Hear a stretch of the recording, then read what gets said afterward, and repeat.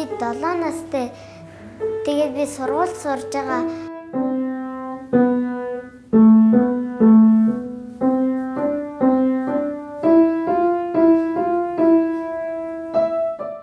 Би 75 эцүүд тоглож байгаа.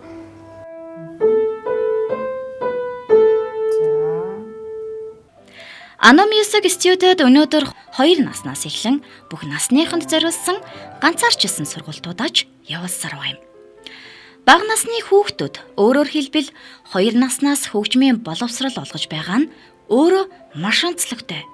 Учир нь тус төвийн Baby Beats хичээлийг эцэг эхчүүд та бүхэн сонирхоод нэг үзээрэй. Хүүхдүүдэд сонирхолтой байдлаар хөгжмийн боловсралыг олгодгоороо давуу талтай юм. Хамгийн гол нь тус төвийн хөгжмийн зэмсэг болон төхөөрөмжүүд сүүлийн үеийн мөн таны хүүхдийн сурах орчин хамгийн тухлаг таатай байх болно. Холбоод хараа коллежийн үзүүр дээр нь ингээд авахгүй юу? Айл бол хар даралт руугаа шахаж тоглоно.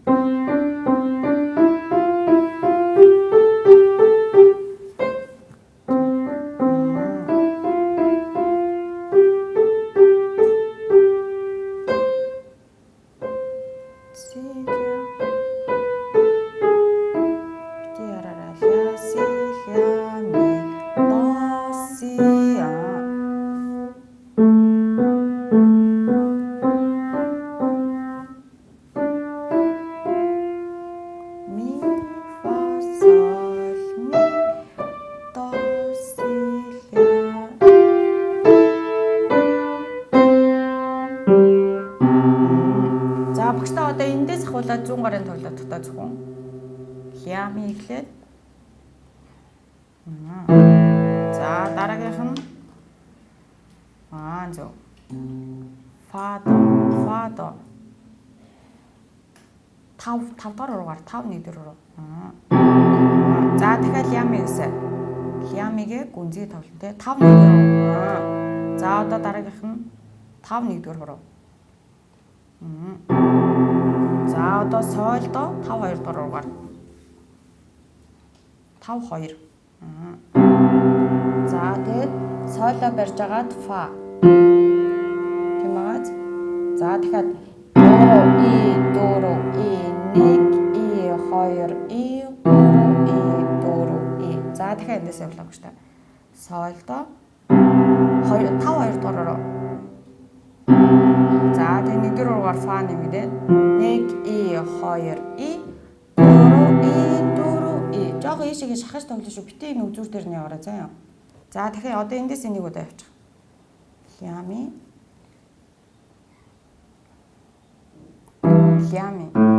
Зэрэг 3 и 4 и 1 и 2 и 3 и 4 и пауз 1 и 2 и. За тэгээ цааш нь 5 2 дуруугаар соля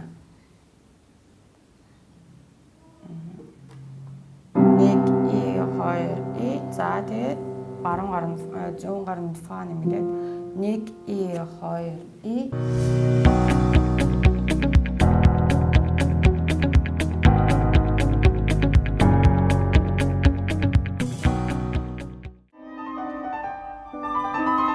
Хаан хуур хөгжмийн төв. Төгөлдөр хуур гэдэг нь форто пиано гэдэг итали үгнээс гаралтай. Хөгжмийн маструуд удаан хугацааны туршид боломж өргөнтэй даралтад хөгжмийн зэмсэг бүтээх гэсэн эрэл хайгуулын дунд анхны загварыг нь гаргаж байжээ. Ийм хоёр ширхэг загвар байдаг бөгөөд нэг нь Нью-Йоркийн Метрополитенд, нөгөө нь Лейпциг хотын музейд хадгалагдаж байна. Энэхүү Нью-Йоркд идэвгүй байгаа Итали мастер Крисгофорийн 1709 онд бүтээсэн загвар дээр 1760 онд Төв Германы 12 мастер Лондонд цуглаж, Жон гэж хүний удирдлагаар ажиллан одоогийн дүр төрх чанар бүхий төгөлдөр хуурыг гаргаж авчээ. 1823 оноос форто пиано буюу төгөлдөр хуур гэж нэрлэсэн байна.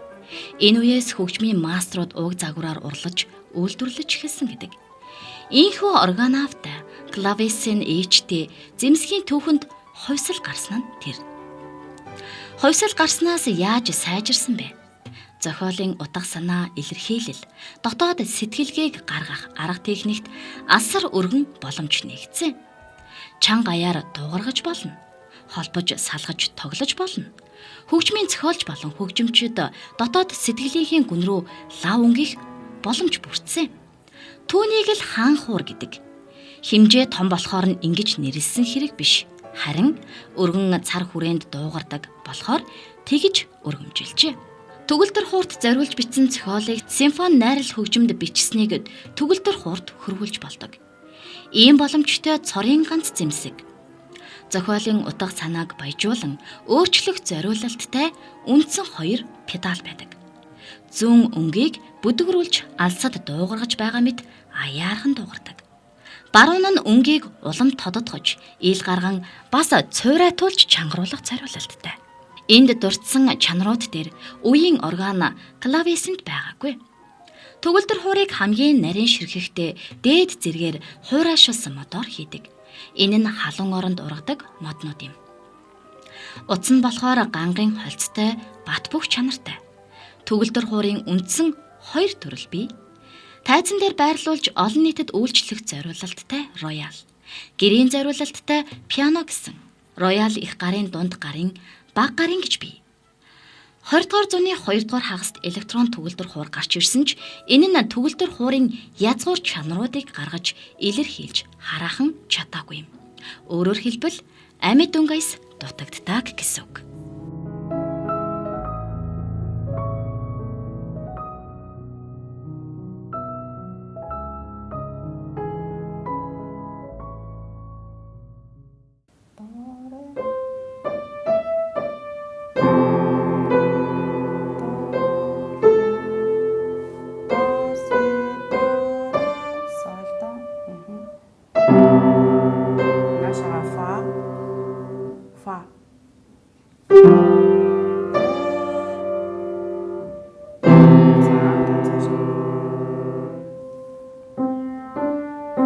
Тэстэ битэн нураараа.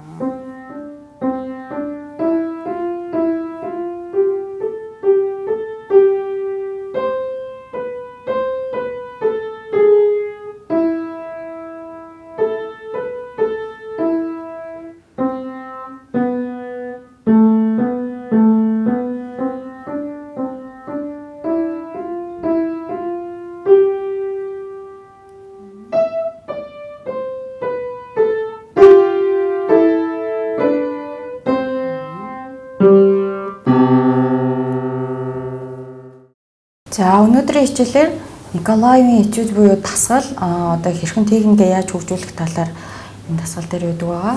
За өнөөдрийн хичээлээр надтай хамтарч оролцсон Коля маань яаж тоглох талаар ойлгосон тий.